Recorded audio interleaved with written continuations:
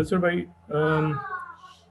शुरू करते हैं। मैं इनको थोड़े से रूल्स बता देता हूँ मीटिंग के, ताकि अभी कुछ हजरात और भी ज्वाइन करेंगे फिर वो ज्वाइन कर लें।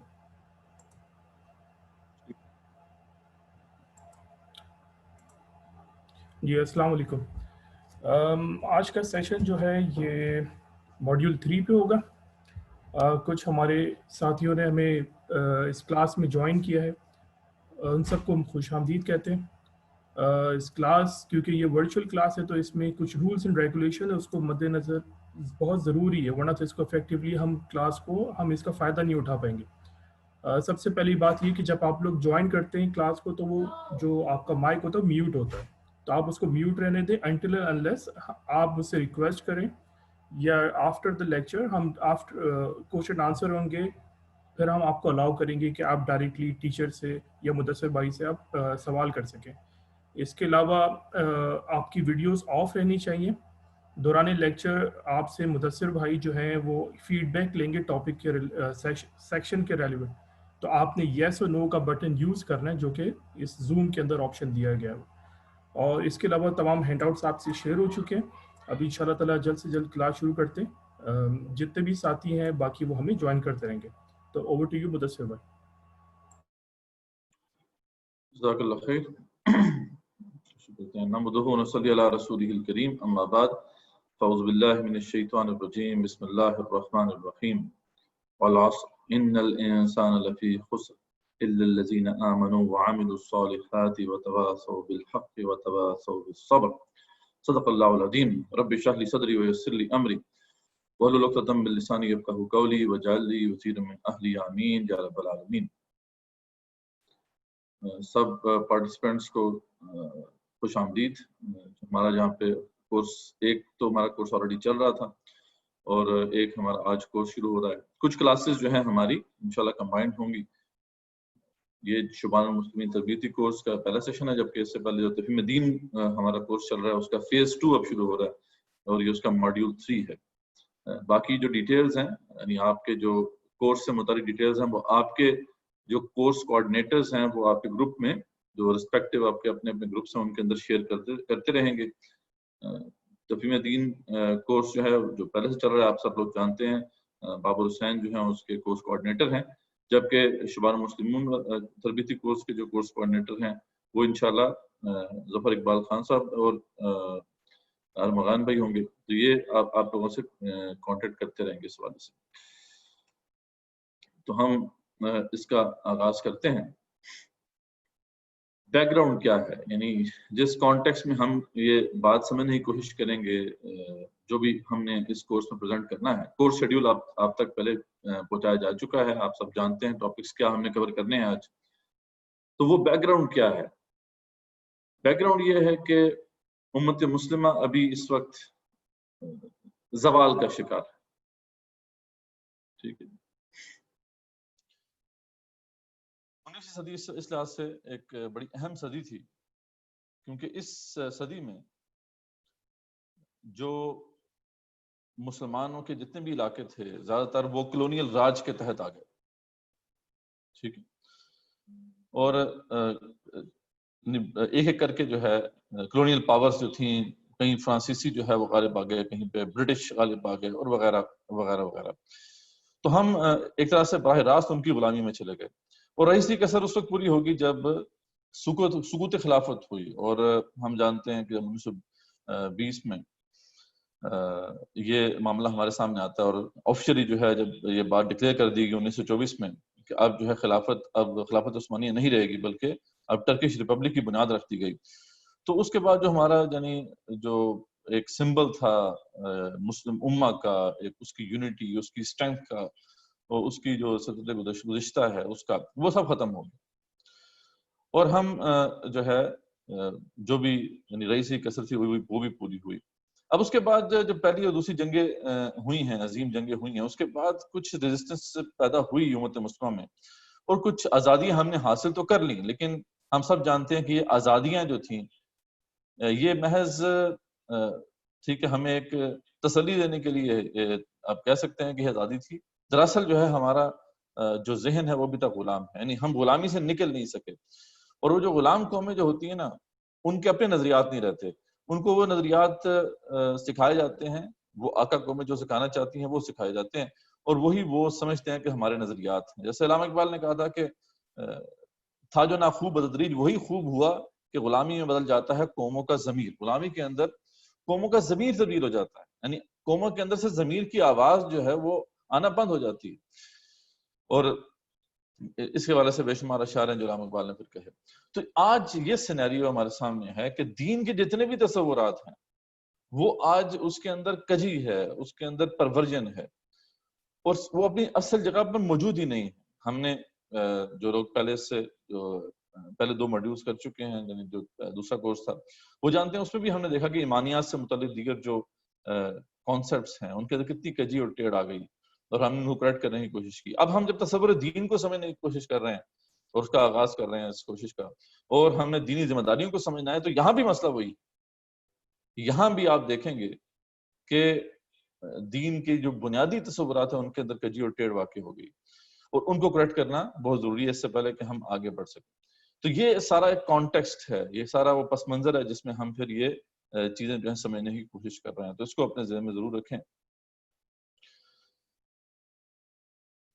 یہ جو کورس ہے اس کا آج ہم پہلا ماڈیول شروع کر رہے ہیں. تو پہلے ماڈیول میں ہم جو ہے جو ٹاپکس کور کریں گے وہ آپ کے سامنے میں رکھ دیتا ہوں. دین، مذہب اور نظام، یہ تینوں ڈفرینٹ کانسیپٹس کیا ہیں، ان میں فرق کیا ہے. فرائض دینی کے جامع تصور ہم سمجھیں گے کہ جب دین کو ہم صحیح طرح سمجھ لیں گے، دین کا ہماگیر تصور ہمارے سامنے آ جائے گا، تو اگلا سٹیپ یہ ہوگا کہ وہ جو دین ہے ہم سے کیا چاہتا ہے، اس کے مطالبات ہم سے کیا ہیں، ان کو ہم تفصیل سے دیکھیں گے. پھر ہم خصوصاً جو ہے فریضہ اقامت الدین، جو کہ بہت امپورٹنٹ فریضہ ہے امت مسلمہ کے لیے، اس پر جو اعتراضات اٹھائے جاتے ہیں ان کا مدلل ابطال کریں گے. یہ 3 ہفتے پر مشتمل ہوگا یہ ماڈیول ہمارا، اور اس میں جو ہم ٹیسٹ کریں گے آپ کو وہ ملٹیپل چوائس کویسچنز ہوں گے، کوئزز ہوں گے، کچھ اسائنمنٹس ہوں گی. اس کے حوالے سے بس مختصراً میں یہ اتنا بتا دوں کہ ملٹیپل چوائس کویسچن جو ہم نے رکھے ہیں خاص طور پر جو شبان المسلمین تربیتی کورس کے جو پارٹیسپینٹس ہیں ان کے لیے، وہ ان کی سیلف اسسمنٹ کے لیے وہ انشاءاللہ ان کے جو کورس کوآرڈینیٹر ہیں وہ ان کو بتا دیں گے. باقی لوگ جو ہے اس سے پہلے سے اچھی طرح واقف ہیں، جو لوگ پہلے سے جو ہے 2 ماڈیولز کر چکے ہیں تفہیم دین کورس کے. تو ہم یہ کرتے ہیں کچھ ملٹیپل چوائس کویسچنز ہوتے ہیں، کوئزز ہیں، ان کے لنکس ہم آپ کو شیئر کر دیا کریں گے، اور پھر کچھ اسائنمنٹس ہیں، وائس اسائنمنٹس ہم ڈیمانڈ کرتے ہیں کہ جتنے بھی اب آگے ہم لیکچرز کریں گے ان کے اندر ہم ڈفرینٹ کانسیپٹس میں اس کو ڈیوائڈ کرتے ہیں، یعنی ایک کانسیپٹ جو ہے اس کے تحت کچھ جو ہے مواد ہم کور کرتے ہیں، اور ہم ریکوائر یہ کرتے ہیں کہ آپ جو ہیں وہ جو کانسیپٹ آپ کو سمجھ میں آیا ہے وہ اپنے وائس نوٹ میں ہمیں جو ہے واپس ایز اف کہ آپ ہم کسی کو سمجھا رہے ہیں آپ ریکارڈ کر کے ہمیں بھیج دیں. تو اس کی ہم اسسمنٹ کرتے ہیں، اس کے مطابق پھر آپ کی جو بھی مارکنگ ہوتی ہے. تو جیسے ہم دیکھیں گے اس پہلے لیکچر میں بھی ہم نے ملٹیپل کانسیپٹ میں ڈیوائڈ کیا اس کو. تو جیسے جیسے ہم آگے بڑھیں گے پھر آپ کو کلیئر ہوتا جائے گا. آپ نے بھی ایسے ہی کرنا ہے کہ وہ جو ایک کانسیپٹ آپ کے سامنے ہے اس پر آپ کیا سمجھیں اس کو، ٹھیک ہے، تو آپ سمجھانے کی کوشش کریں. اور اس طریقے سے ایک وائس نوٹ جو ہے آپ چاہے موبائل پہ جس طرح مرضی ریکارڈ کر لیں، واٹس ایپ پہ ریکارڈ کر دیں، وہ آپ ہمیں سینڈ کرتے رہیں گے. کورس کوآرڈینیٹر جو ہیں وہ آپ سے اس والے سے کوآرڈینیٹ بھی کرتے رہیں گے. تو یہ اسائنمنٹس ہوتی ہیں ہماری. باقی جو جیسے بتایا گیا کہ کوئزز ہیں وہ اس کے لنکس آپ کو ہر لیکچر کے بعد ملتے رہیں گے. اس کے حاصلات کیا ہیں، اس سے آپ کے حاصل کیا ہوگا اس ماڈیول سے آپ کو، وہ کیا ہے کہ دین کے صحیح اور ہماگیر تصور سے آپ کو آگاہی حاصل ہوگی.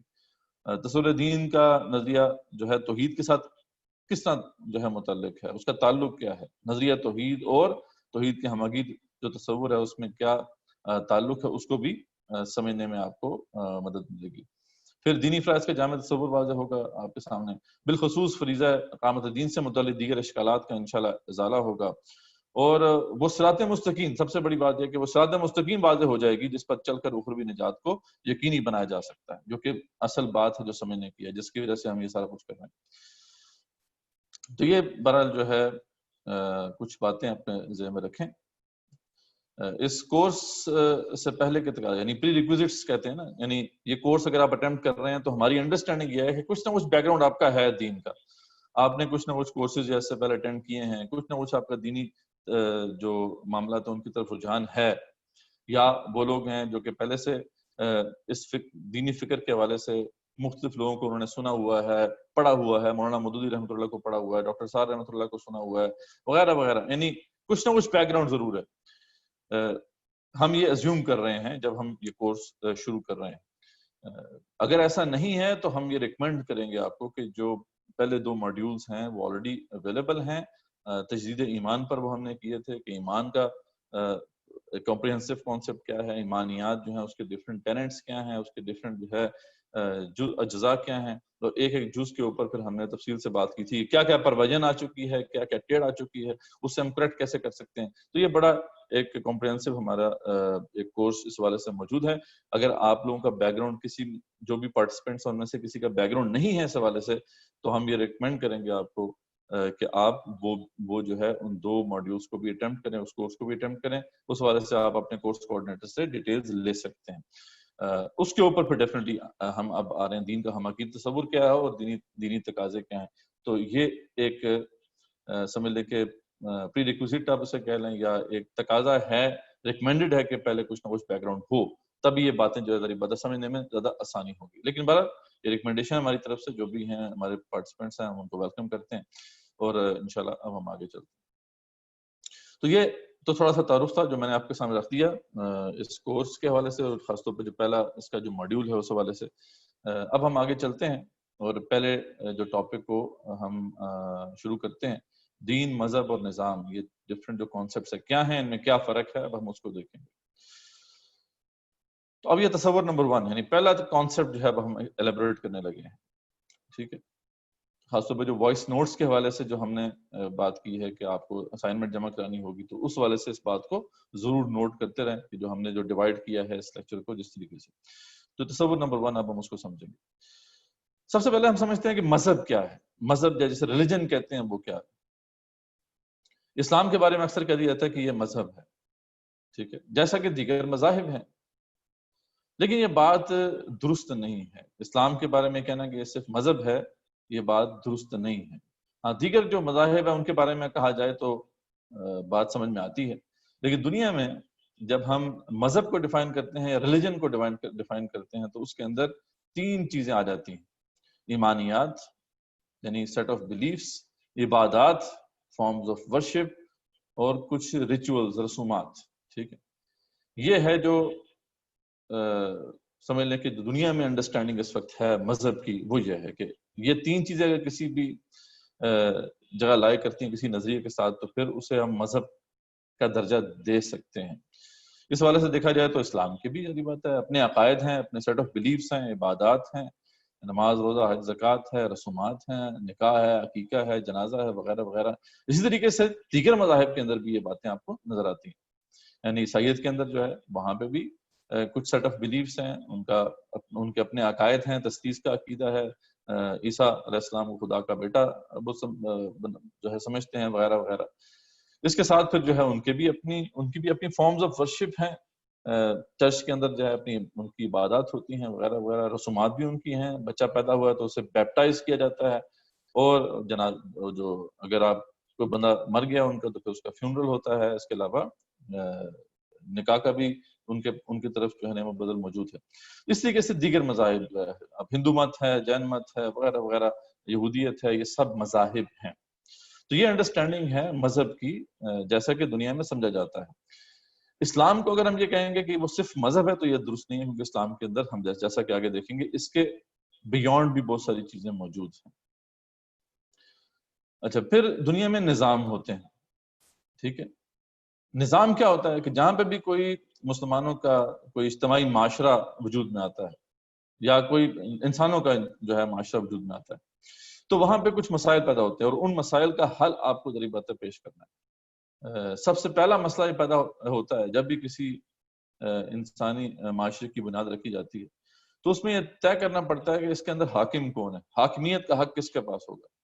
ये एक बहुत बड़ा मसला है जिसको तय किए बगैर कोई माशरा वजूद में नहीं आ सकता। सब जो है अगर ये क्लेम करना शुरू कर दें कि वही बादशाह हैं तो फिर ये सोसाइटी नहीं चल सकती। तो ये तय करना पड़ेगा कि हाकिम कौन है, हाकिमियत कैसे तय की जाएगी। तो ये इस मसले को हल करने के लिए जो निज़ाम मुरतब होता है उसे सियासी निज़ाम कहा जाता है। ठीक है, दुनिया में اس وقت جو ہے بادشاہت ایک سیاسی نظام کے طور پہ موجود ہے، اسی طریقے سے جمہوریت بھی ایک سیاسی نظام کے طور پہ موجود ہے، اس طریقے سے پھر اور بھی ورژنس ہیں، ڈکٹیٹرشپ کا بھی ایک ماڈل ہے، ایک پارٹی ڈکٹیٹرشپ کا بھی ماڈل ہے، اب اس کی تفصیلات ہم انشاءاللہ آگے جا کے دیکھیں گے۔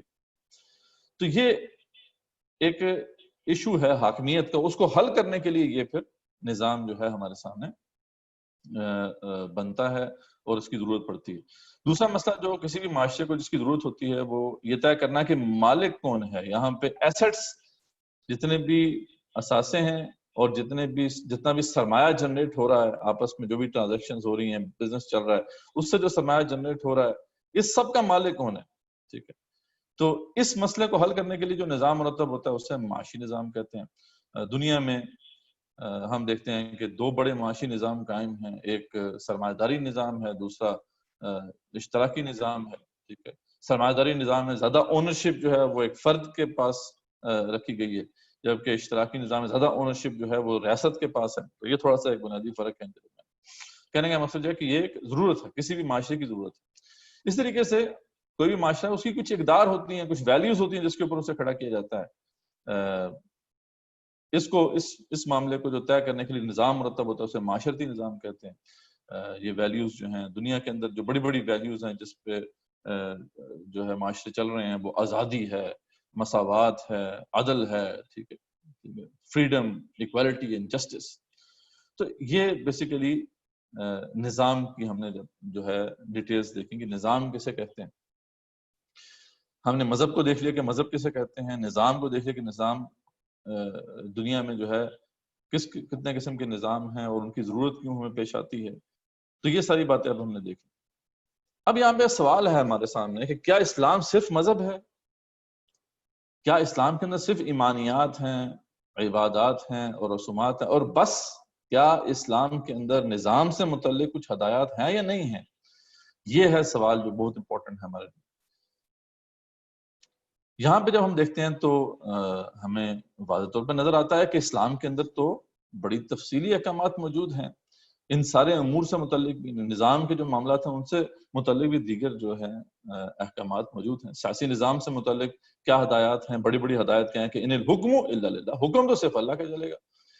جو سوورینٹی ہے یعنی جو حاکمیت ہے وہ تو اللہ کی ہے، باقی سب ہمارے لیے تو پھر صرف خلافت ہو سکتی ہے، حاکمیت کا تو کوئی تصور نہیں ہے اسلام کے اندر۔ تو یہ دیکھیں ڈائریکٹ کانفلکٹ آ گیا اس اصول کے اندر جو کہ دنیا میں رائج ہے۔ پھر سورہ حجرات میں اس کی ایک اور رسول دیا گیا کہ یا ایھا الذین آمنوا لا تقدموا بین یدی اللہ ورسولہ، کہ ایمان والو اللہ اس کے رسول سے آگے مت بڑھو، واتقوا اللہ، اللہ سے ڈرو، ان اللہ سمیع علیم، اللہ تعالیٰ سننے والا ہے، جاننے والا ہے۔ یعنی یہ بہت بڑا اصول ہے جو دے دیا گیا ہے کہ کوئی بھی معاملہ جو ہے وہ اللہ کے رسول سے آگے بڑھ کے نہیں ہوگا۔ وہ جو حدود اللہ اس کے رسول صلی اللہ علیہ وسلم نے طے کر دی ہیں ان کے اندر رہتے ہوئے اب ہمیں رہنا، تو چاہے وہ قانون سازی ہو، چاہے وہ دیگر جو ہے انسٹیٹیوشنز کے اصول طے کرنے ہیں، یہ سب کچھ جو ہے یہ کسی نہ کسی دائرے، کسی نہ کسی لمٹ کے اندر ہے، وہ لمٹ جو ہے وہ طے کی گئی ہے اللہ اس کے رسول صلی اللہ علیہ وسلم کی طرف سے۔ معاشی نظام سے متعلق بھی ہدایات موجود ہیں، بڑی تفصیلی ہدایات موجود ہیں۔ سب سے پہلے تو بتا دیا گیا ملکیت تو آپ کی ہے ہی نہیں، لہو ما فی السماوات و ما فی الارض، جو کچھ بھی زمین آسمان میں وہ سب اللہ تعالیٰ کا ہے، آیت الکرسی میں ہم پڑھتے ہیں۔ پھر پورے معاشرے میں گردش دولت کا ایک سسٹم ہونا چاہیے آپ کو، کئی لا یکون دولتم بین الاغنیاء منکم، کہ دولت جو ہے تمہارے اغنیاء میں ہی نہ گردش کرتی رہے، بڑا اہم اصول ہے جس کو ہمیں امپلیمنٹ کرنا ہوگا۔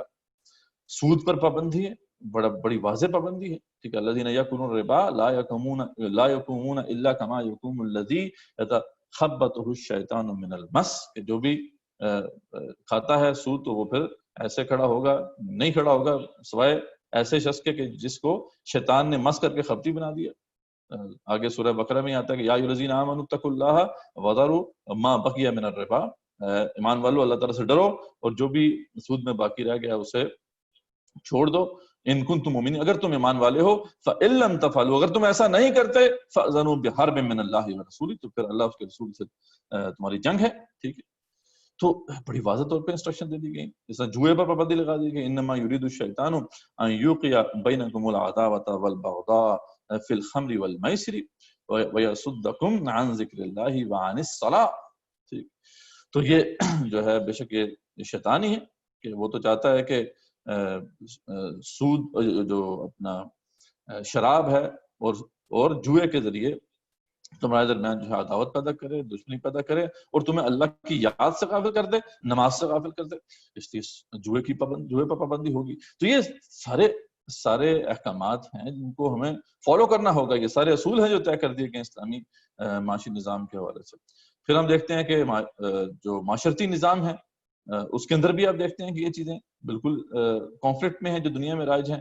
دنیا میں رائج کیا ہے کہ آزادی ہونی چاہیے، لیکن اللہ تعالیٰ تو مادر پدر آزادی کے بالکل خلاف ہیں۔ اللہ تعالیٰ نے بلکہ ہمارے لیے جو اصول طے کیا ہے، وہ ویلیو جس کے اوپر اسلامی معاشرہ بنے گا وہ ہے بندگی، ٹھیک ہے۔ ما خلقت الجن والانس الا لیعبدون، کہاں پہ یہ بات کہ ہم بالکل آزاد ہیں، کہاں یہ بات کہ ہم اللہ تعالیٰ کی بندگی کرنے والے ہیں۔ اسی طریقے سے طبقاتی مساوات تو ہے، ٹھیک ہے، ایکوالٹی ہے، لیکن مساوات مرد و زن نہیں ہے۔ یہاں پہ کانفلکٹ آ جاتا ہے۔ جو دنیا میں رائج نظام ہے اس وقت، جو ویلیوز اس وقت جن کی بنیاد پر معاشرے ترتیب پاتے ہیں، اس سے ایک بڑا واضح اختلاف جو ہے وہ موجود ہے۔ الرجال قوامون علی النساء، یہاں پر جو اصول یہ طے کیا گیا ہے کہ معاملات دنیا چلانے کے لیے جو مرد ہیں ان کو عورتوں پر ایک درجہ فضیلت اللہ نے دی ہے۔ اس کے علاوہ عدل جو ہے وہ اللہ کے احکامات کے مطابق ہوگا۔ دنیا میں تو یہ ہے کہ عدل جیسے مرضی ہو جائے، بس کورٹس کا نظام اچھا ہونا چاہیے، عدل ہو جائے گا، لیکن اللہ تعالیٰ کے نزدیک تو یہ ہے کہ جو اللہ کے احکامات ہیں ان کے مطابق ہی اگر فیصلے ہوں گے تو عدل ہے، ورنہ عدل نہیں ہے۔ تو معلوم ہوا کہ اسلام محض مذہب نہیں ہے، اسے مذہب نہیں کہا جا سکتا صرف، بلکہ اس کے اندر نظام کے سارے معاملات بھی آ جاتے ہیں۔ تو ہم نے دیکھ لیا کہ مذہب کیا ہوتا ہے، اس کے اندر ایمانیات ہیں، عبادات ہیں، رسومات ہیں، بس یہ چیزیں ہوتی ہیں۔ نظام میں دیگر جو ہے پولیٹیکل، اکنامک، سوشل سسٹمز ہیں جو کہ جن کی ضرورت ہوتی ہے کسی بھی سوسائٹی کو چلانے کے لیے۔ اسلام بہرحال مکمل ضابطہ حیات ہے، اس کے اندر مذہب کے سارے معاملات بھی آ جاتے ہیں، نظام کے سارے معاملات بھی آ جاتے ہیں، اور اس کے مابین جو بھی ہے ڈومیسٹک لائف جو ہے، عائلی زندگی کے بھی سارے احکامات آ جاتے ہیں۔ تو اسلام کو صرف نہ تو مذہب کہا جا سکتا ہے، نہ ہی صرف جو ہے اس کو نظام کہا جا سکتا ہے۔ دونوں غلط تصورات ہیں۔ اسلام دین ہے، اور دین جو ہے وہ ایک مکمل ضابطہ حیات ہے۔ اس لیے اللہ تعالیٰ نے قرآن میں اسلام کو کہیں پر نہ تو مذہب کہا، نہ نظام کہا، بلکہ دین کہا، ٹھیک ہے جی۔ ان الدین عند اللہ الاسلام، اللہ کے نزدیک دین اسلام ہے، ٹھیک ہے جی۔ اور یہ سارے تصورات جو ہیں قرآن مجید میں ہمارے سامنے بڑی تفصیل سے آ جاتے ہیں کہ دین کا تصور جو ہے اس کے اندر قانون بھی آ جاتا ہے، ٹھیک ہے جی۔ یوم الدین ہم اس لیے کہتے ہیں کہ وہ بدلے کا دن ہے، اور دین کا مطلب ایک بدلہ بھی ہے، اور بدلہ کسی کوڈ آف کنڈکٹ کے مطابق ہوتا ہے، ٹھیک ہے۔ سورہ یوسف میں بھی اس کا ذکر ہے کہ جہاں پہ وہ جو دین ملک کا ذکر انہوں نے کیا تھا، کہ یوسف اسلام نے کہا تھا، یوسف اسلام کے بارے میں اللہ تعالیٰ نے کہا تھا کہ یہ بادشاہ قانون کے مطابق تو بنیامین کو نہیں رکھ سکتے تھے اپنے پاس، ٹھیک، لیکن یہ ہے کہ اللہ تعالیٰ نے ان کے لیے ایک تدبیر پیدا کی۔ تو وہاں پہ بھی جو ہے دین ملک کا لفظ جو ہے وہ اس لیے نہیں آیا کہ وہاں پہ وہ بادشاہ کی وہ عبادت کیا کرتے تھے، یا بادشاہ نے کوئی اپنا نیا مذہب طے کیا ہوا تھا، بلکہ وہاں پہ بھی معاملہ جو ہے ایک براڈر ایسپیکٹ میں تھا، ایک کوڈ آف کنڈکٹ کے حوالے سے تھا کہ وہ بادشاہ کے قانون کے مطابق یا اس کے کوڈ آف کنڈکٹ کے مطابق تو بنیامین کو نہیں رکھ سکتے تھے، لیکن یہ یوسف اسلام کو اللہ تعالیٰ نے وہ تدبیر سجھائی۔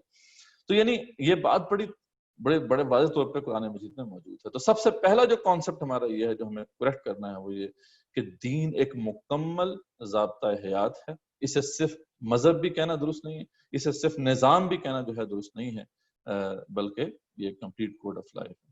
اس لیے ہم اگین وہ مسئلہ جو ہم نے پہلے بھی دیکھا تھا کہ جب انگلش میں ہم ٹرانسلیٹ کرتے ہیں تو اس کے لیے کوئی لفظ نہیں ملتا۔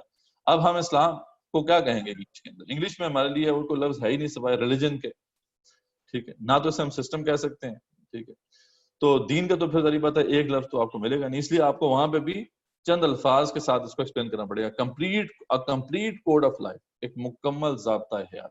ہاں، اردو میں بہرحال یہ ہے کہ کیونکہ ہمارے جو الفاظ ہیں وہ عربک سے ہی لیے گئے کئی الفاظ، تو یہاں پہ وسعت ہے، ہم دین کا لفظ استعمال کر سکتے ہیں، لیکن اس کا مفہوم بہرحال جو ہے لمیٹڈ معنوں میں ہے، جس کو ہمیں وسیع کرنا ہوگا۔ تو پہلے تو یہ تصور ہے، اب ڈیفینیٹلی آپ کے پاس زوم ہے، یہ آپشن ہے کہ آپ یس اور نو کلک کر کے بتا سکتے ہیں۔ ذریعہ بات ہے، آپ ماشاءاللہ سے 55 پارٹیسپینٹس ہیں، ابھی اگر ہم وائس کو اوپن کر دیں گے تو پھر یہ ہے کہ اتنا آسان نہیں ہوگا ٹائم کو مینج کرنا، لیکن یہ ہے کہ یہ آپ کر سکتے ہیں کہ جو آپ کے پاس یس اور نو بٹن دبانے کے آپشنز ہیں. اگر آپ لسٹ آف پارٹیسپینٹس نکال لیں تو نیچے آپ یس اور نو کر کے بتا سکتے ہیں کہ اگر یہ کانسیپٹ آپ کو سمجھ میں آ گیا تو آپ یس دبا دیں, اگر نہیں سمجھ میں آیا تو آپ نو دبا دیں. ٹھیک ہے, تو یہ اس سے کم مجھے فیڈ بیک ملتا رہے گا کہ آپ کو یہ بات سمجھ میں آ گئی ہے. تو پہلا کانسیپٹ جو ہے وہ ہم نے کمپلیٹ کر لیا ہے. اگر آپ کو سمجھ میں آ گیا تو آپ یس دبا دیں, نہیں سمجھ میں آیا تو آپ نو دبا دیں, کچھ بٹن ضرور دبائیں.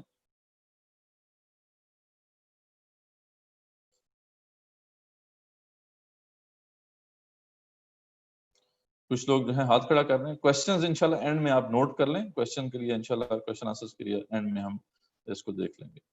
ٹھیک ہے, چلیں اوور آل تو چل ٹھیک ہے رسپانس, تو ہم آگے بڑھتے ہیں. اب آتا ہے تصور نمبر 2, سیکنڈ جو کانسیپٹ ہے جس کو ہمیں سمجھنا ہے کہ دین مذہب بنا کیسے. یہ جو کانسیپٹ ہے آج اتنا پرورٹڈ ہو کیسے گیا.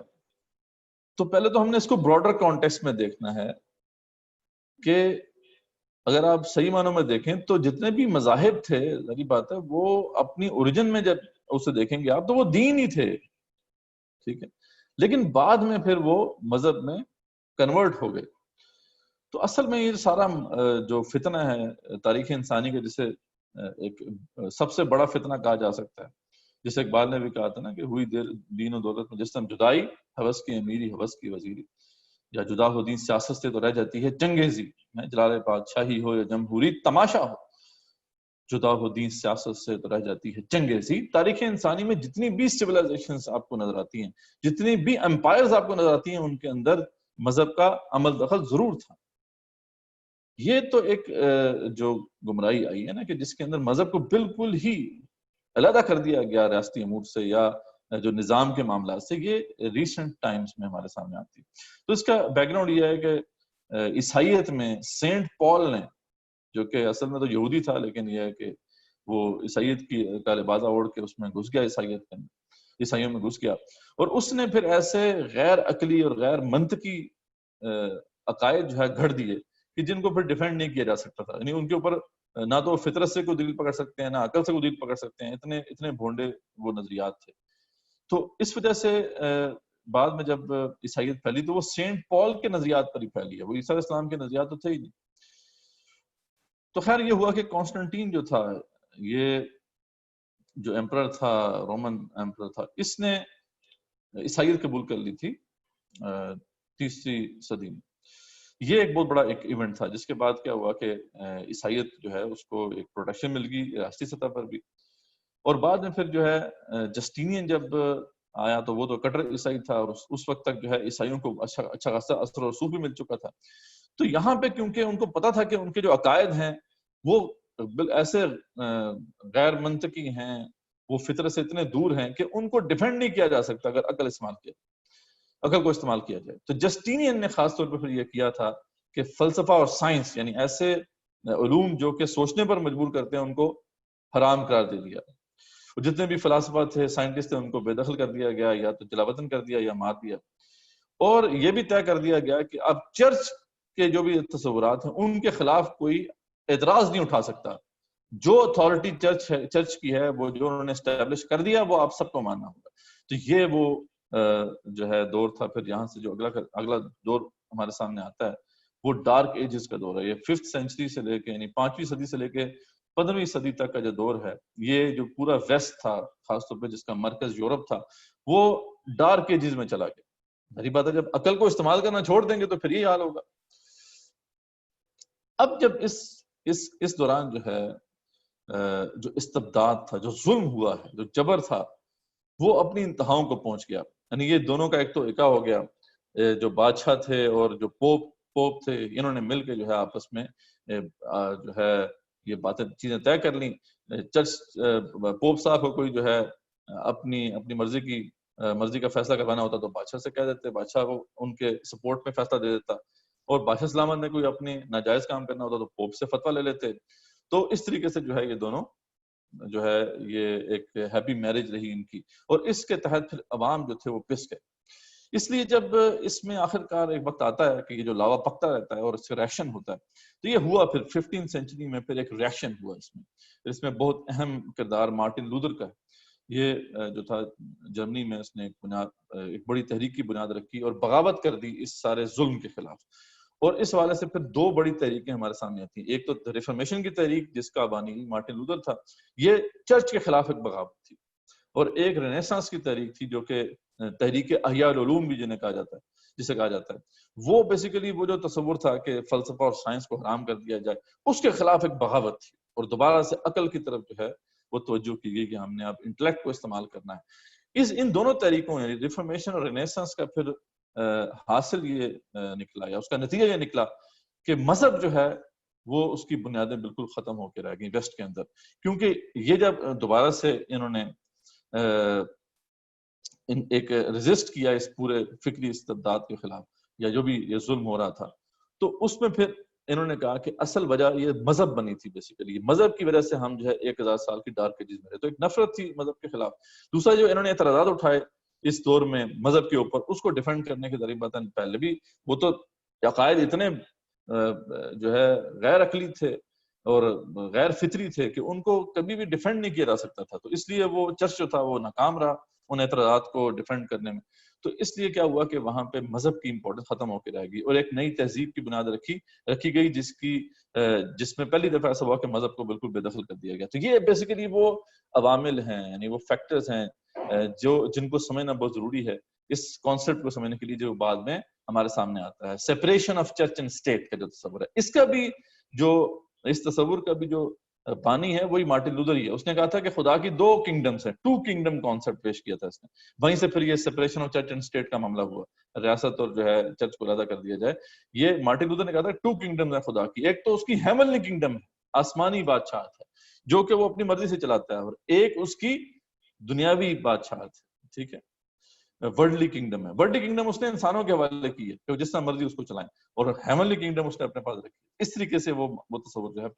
تو اس کانسیپٹ کو بھی سمجھنا بہت ضروری ہے کہ یہ کیا بیک گراؤنڈ تھا جس میں پھر جو ہے کیا پس منظر تھا جس میں یہ تصور جو ہے یہ پروان چڑھا. ہم جب آگے چلتے ہیں تو ہم دیکھتے ہیں کہ یہ تصور ہمارے اندر تو تھا ہی نہیں. یعنی اسلام کی بنیاد ہی یہی تھی کہ یہ دونوں چیزیں جو ہے مجتمع کر دی گئی تھیں. یہاں پہ تو شروع سے حضرت رسول اکرم صلی اللہ علیہ وسلم کی شان بھی یہی تھی کہ انہوں نے ان دونوں چیزوں کو جمع کیا. ان کی عظمت کو جو پرکھنے والے لوگ ہیں وہ یہی تو کہتے ہیں کہ he was supremely successful in both religious and secular domains. یعنی مذہبی لحاظ سے بھی وہ کامیاب ترین انسان تھے, اور دنیاوی جو سیکولر ڈومین ہے, ریاستی جو معاملات ہیں یا نظام سے متعلق معاملات ہیں, ان میں بھی وہ جو ہے کامیاب ترین انسان ہے. تو انہوں نے تو اس چیز کو مجتمع کیا تھا, جمع کیا تھا. یہی چیز صحابہ کرام کے اندر نظر آتی ہے, اور یہ پورا جو ہماری اسلامی تاریخ ہے اس میں کبھی بھی یہ تصور نہیں رہا.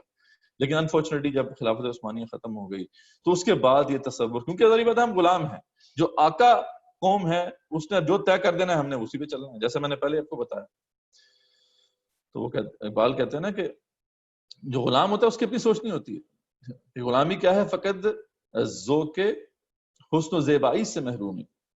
جسے زیبا کہیں آزاد بندے ہے وہی زیبا, یعنی زیبا وہی ہے, صحیح چیز وہی ہے جسے آزاد بندے صحیح کہتے ہیں. غلام تھوڑی یہ جج کر سکتا ہے کہ صحیح ہے غلط. تو اس لیے ہمارے ہاں بھی اس غلامی کی وجہ سے یہ تصور جو ہے گھس گیا. ہم نے بھی مسجد اور ریاست کو علیحدہ کر دیا, اور اس کے کچھ اور عوامل بھی تھے. ٹھیک ہے, اس کا سب سے بڑا فیکٹر یہ تھا کہ اگر مذہب کی آپ دعوت دیتے ہیں تو حکمران طبقات کے لیے کوئی خطرہ نہیں ہے. اسلام کے بدترین دشمنوں کی بھی تائید آپ کو حاصل ہے. آپ دیکھتے ہیں کہ ویسٹ کے اندر وائٹ ہاؤس میں افطاریاں ہوتی ہیں, ٹھیک ہے, اور وہاں پہ بڑے بڑے اجتماعات ہوتے ہیں, اصلاحی اور تبلیغی اجتماعات ہوتے ہیں, کوئی مسئلہ نہیں ہے. آپ ان کے چرچ جو ہیں ان کو مسجد میں تبدیل کر دیتے ہیں, کوئی مسئلہ نہیں. ہاں, دین کی دعوت آپ پیش کریں گے تو پھر آپ کو پتہ ہے کیا ہے, آپ کے لیے تو جگہ جگہ پر مختلف قسم کی جو گالیاں ہیں, آپ کو فنڈامنٹلسٹ کہا جائے گا, ٹیررسٹ کہا جائے گا, اچھوت بنا دیا جائے گا. حکمران طبقات جو ہے ان کو آپ براہ راست ساری باتیں چیلنج کر رہے ہیں, پوری دنیا سے ٹکر لینی پڑے گی. اس حوالے سے بے شمار کتابیں آپ کو نظر آئیں گی ویسٹ کے اندر. وہ تو کہتے ہیں ہمیں اسلام سے خطرہ نہیں ہے, لیکن یہ جو ریڈیکل اسلامسٹ ہیں, یہ وہ جو اسلام کو ایک مکمل ضابطہ ہے سمجھتے ہیں, ہمیں ان سے مسئلہ ہے. اور واقعی مسئلہ ہونا بھی چاہیے. اقبال نے بڑے سادگی سے اس بات کو بیان کر دیا کہ اس سے بڑھ کر کیا ہے فکر و عمل کا انقلاب.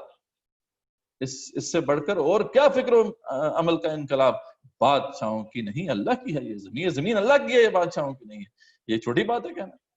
تو دوسرا بڑا فیکٹر, ایک تو وہ غلامی کی وجہ سے بھی وہ تصور ہمارے اندر آ گیا. دوسرا یہ ہے کہ ذری بات ہے اس کے اندر اس تصور کو لے کے کھڑا ہونا ایک دل گردے کا کام ہے، اس میں ٹکراؤ ہے، اس لیے اس ٹکراؤ کو کون مول لے، اپنا ظاہری بات ہے، اپنا دامن بچانا ہے، تو اس لیے بھی یہ تصور جو ہے امت مسلمہ میں جو ہے اس کی ترویج ہوتی رہی اور یہ پروان چڑھتا رہا۔ تو یہ تصور نمبر 2 ہے جو ہم نے کمپلیٹ کر لیا ہے، یہ جس کو سمجھ میں آ گیا ہے وہ کائنڈلی جو ہے یس دبا دے، یا نہیں سمجھ میں آیا تو نو دبا دے، تاکہ مجھے فیڈ بیک مل جائے۔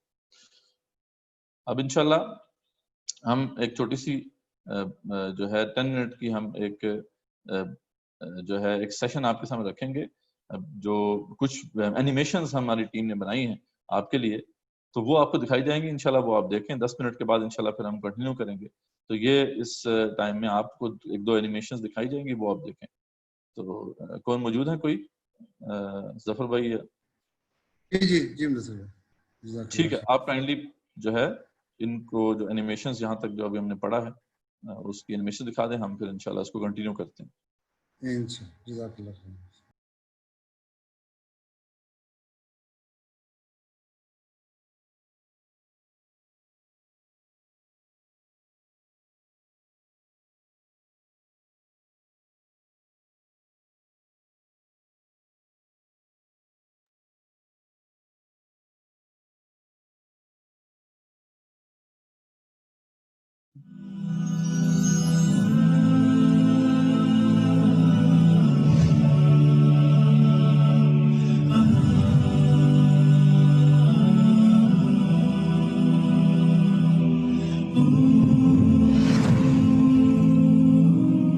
آج دنیا میں مذہب یا ریلیجن کے عام تصور کو عقائد، عبادات، کچھ معاملات اور کچھ رسومات کا مجموعہ سمجھا جاتا ہے۔ جیسے عیسائیت ایک مذہب ہے اور اس کے اپنے عقائد ہیں، جس میں تثلیث کا عقیدہ، کفار کا عقیدہ اور عیسیٰ علیہ السلام کو خدا کا بیٹا ماننے جیسے عقائد شامل ہیں۔ عبادات کے ضمن میں عیسائی اتوار کے دن گرجے میں مخصوص عبادات کرتے ہیں، جبکہ معاملات و رسومات میں ان کی پیدائش، شادی بیاہ اور وفات پر مخصوص رسومات ہیں۔ اسی طرح یہودیت بھی ایک مذہب ہے اور اس کے بھی اپنے عقائد، عبادات، رسومات اور معاملات سے متعلق بھی کچھ ہدایات موجود ہیں۔ بین ہی یہی معاملہ ہندو مت، بدھ مت اور دیگر مذاہب کا بھی ہے۔ یہ بات آج پوری انسانیت مان چکی ہے کہ مذہب کا تعلق محض ہماری انفرادی زندگی سے ہے اور یہ ہر انسان کا ذاتی مسئلہ ہے جس میں کسی کو بھی مداخلت کا حق نہیں ہے۔ نیز یہ بھی مان لیا گیا ہے کہ ہماری اجتماعی زندگی یعنی سیاسی، معاشی اور معاشرتی نظام میں مذہب کا کوئی عمل دخل نہیں ہے۔ حالانکہ تاریخ انسانی میں کبھی ایسا نہیں ہوا کہ انسانوں کی اجتماعی زندگیوں میں مذہب کو کلیتاً نکال دیا جائے۔ اس گمراہی کا آغاز مغرب میں 16ویں صدی عیسوی میں مارٹن لوتھر نے کیا۔ بدقسمتی سے یہ باطل تصور آج امت مسلمہ میں بھی سرایت کر چکا ہے، حالانکہ اسلام ازروِ قرآن مذہب نہیں بلکہ دین ہے۔ جب بھی کوئی انسانی معاشرہ وجود میں آتا ہے تو 3 اہم مسائل پیدا ہوتے ہیں جن کو حل کیے بغیر کوئی معاشرہ بھی نہیں چل سکتا۔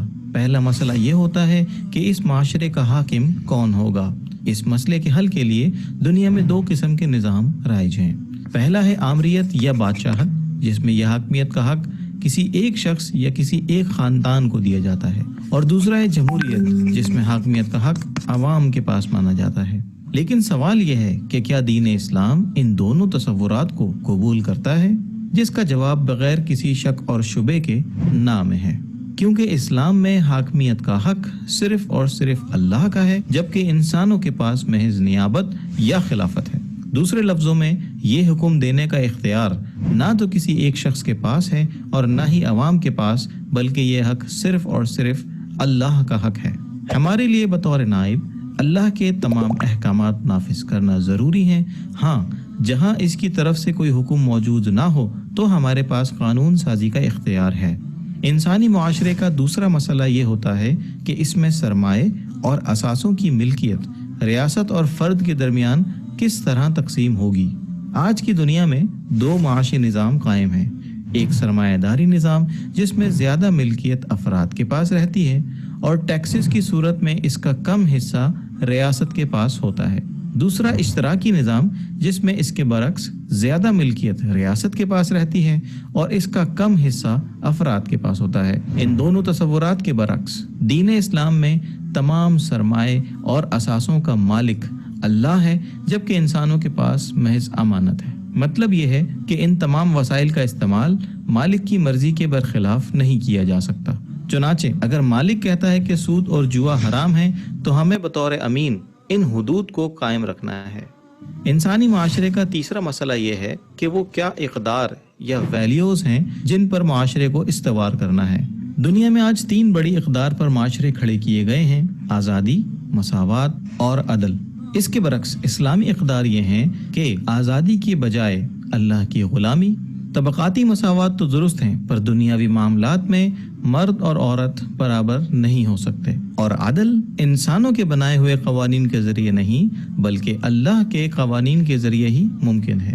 چنانچہ یہ ثابت ہوا کہ اسلام دیگر مذاہب کی طرح محض انفرادی معاملات میں ہی نہیں بلکہ اجتماعی معاملات میں بھی مکمل رہنمائی کرتا ہے۔ دوسرے لفظوں میں اسلام نہ محض مذہب ہے اور نہ ہی محض نظام، بلکہ یہ ایک مکمل ضابطۂ حیات ہے جو زندگی کے ہر شعبے سے متعلق احکامات و ہدایات دیتا ہے۔ اسلام میں separation of church and state کا کوئی تصور نہیں ہے۔ بقول اقبال، جلال بادشاہی ہو یا جمہوری تماشا ہو، جدا ہو دین سیاست سے تو رہ جاتی ہے چنگیزی۔ سبحان اللہ والحمد للہ ولا الہ الا اللہ۔ اب دیکھیے، جہاں تک ابن عربی کا تعلق ہے، ہمارے ہاں یہ 2 اپوزٹ پولز ملتے ہیں بزرگوں میں۔ ایک انتہا پر ابن تیمیہ ہے رحمۃ اللہ علیہ، جن کے بارے میں نے آپ کو بتایا کہ انہوں نے اس طرح سمجھا ہے، اس طرح اترتا ہے اللہ جیسے میں یہ ممبر سے اتر رہا ہوں، یہ زیادتی ہے۔ لیکن بہرحال ایک فکر، ایک سوچ ہے۔ قرآن اور حدیث کے بہت بڑے عالم تھے، بہت بڑے عالم، بہت بڑے عالم۔ دوسری انتہا پر ابن عربی ہیں، جن کا فلسفہ میں نے آپ کو بتایا۔ تمام صوفیاء ابن عربی کو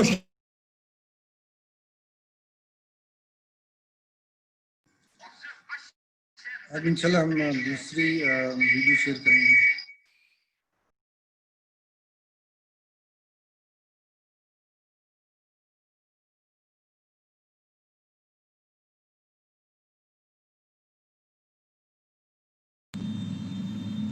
وہ ابن تیمیہ کے فالوورز ہیں ان عقائد میں۔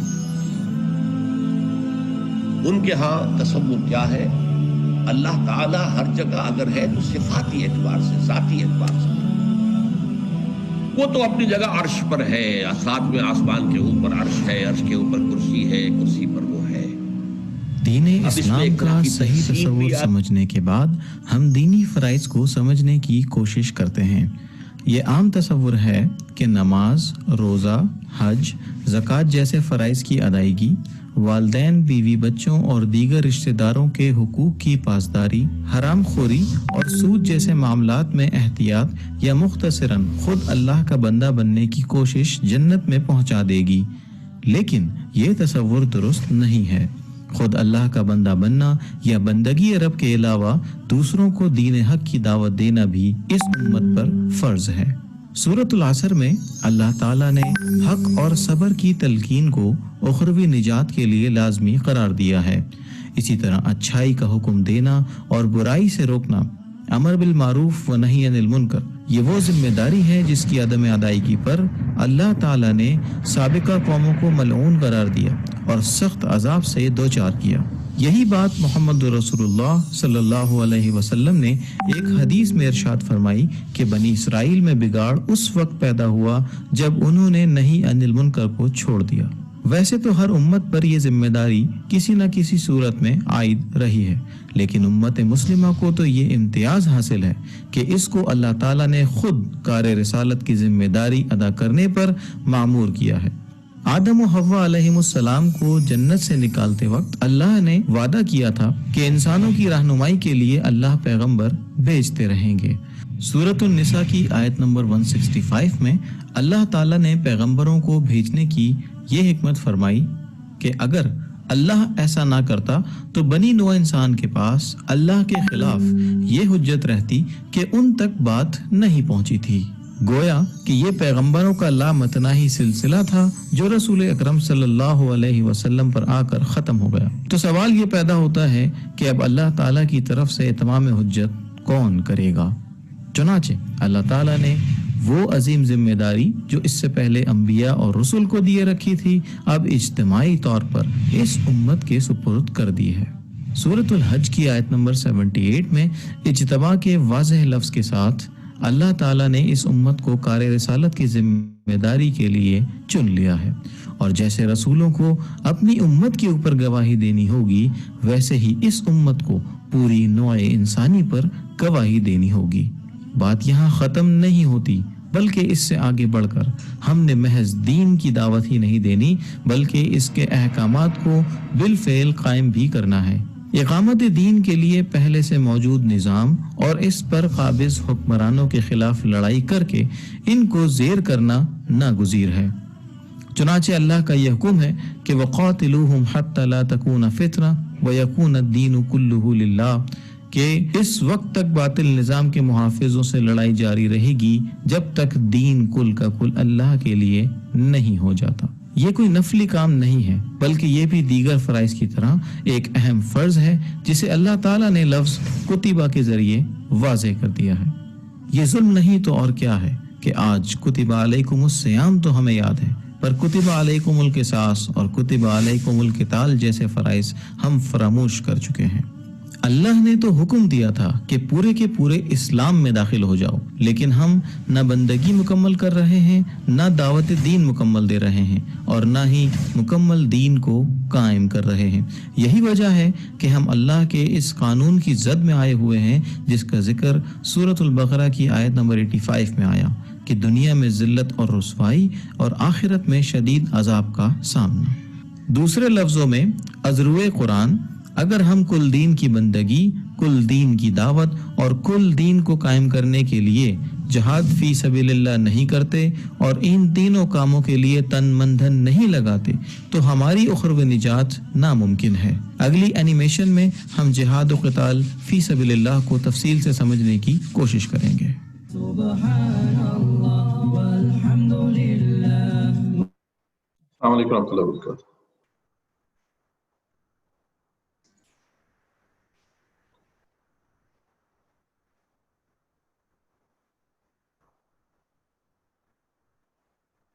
السلام علیکم۔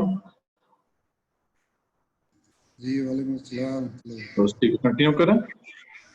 جی مصر بھائی پلیز۔ ٹھیک، اچھا جی، بسم اللہ اولہ وآخرہ۔ ابھی آپ نے دو اینیمیشنز دیکھی ہیں، اس میں کچھ تو جو ہم نے پہلے پڑھا ہے ابھی تک وہ بھی سامنے آ گیا، کچھ ابھی جو ہمیں پڑھنے والے ہیں اس کے بارے میں بھی آپ کو تھوڑا سا بیک گراؤنڈ سمجھ میں آ گیا ہے۔ پر اب ہم آگے چلتے ہیں تصور نمبر 3 کی طرف۔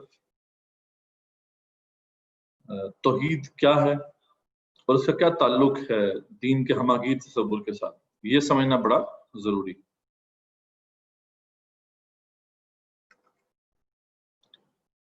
تو اس طرح سے ہم دیکھتے ہیں تو ہمیں معلوم ہوتا ہے کہ توحید صرف یہ نہیں ہے کہ اللہ تعالیٰ کو ایک مان لیا بس، اس کو خالق مالک رازق مان لیا، بلکہ توحید کا جو ہماگیر تصور ہے وہ کیا ہے کہ آمنت باللہ کما ہوا باسمائہ وصفاتہ وقبلت جمیع احکامہ اقرارا باللسان وتصدیق بالقلب، یعنی اللہ تعالیٰ کو تمام اسماء و صفات کے ساتھ ماننا،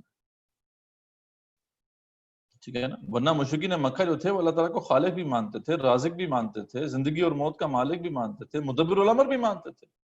یہ باقاعدہ سورہ یونس میں اللہ تعالیٰ نے فرمایا کل من یرزقکم من السماء والارض امن یملک السمع والابصار، ان سے پوچھیں کون تمہیں رزق دیتا ہے آسمان و زمین میں، اور کون ہے جو تمہاری جو سماعت و بصارت پہ ملکیت رکھتا ہے، ومن یخرج الحی من المیت ویخرج المیت من الحی، اور کون جو ہے وہ نکالتا ہے تمہیں جو ہے زندگی سے موت کی طرف لے کے جاتا ہے، یا مردہ کو زندہ سے اور زندہ کو مردہ سے نکالتا ہے، من یدبر الامر، اور کون مسبب الاسباب ہے، تو کیا کہیں گے وہ فسیقولون اللہ، تو ان قریب وہ یہی کہیں گے کہ اللہ تعالیٰ، تو فقل فلا تتقون، تو انہیں پھر انہیں کہیں رسول اللہ صلی اللہ علیہ وسلم تو کیا تم تقوی اختیار نہیں کرتے اور ڈرتے نہیں ہو اللہ تعالیٰ سے؟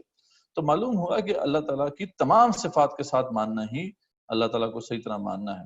اگر ایک صفت کے اندر بھی آپ نے کسی کو اللہ کے ساتھ شریک کر دیا تو پھر یہ توحید نہیں رہے گی. یہ توحید جو ہے نہیں ہے بلکہ یہ شرک ہے اور بڑا شرک ہے.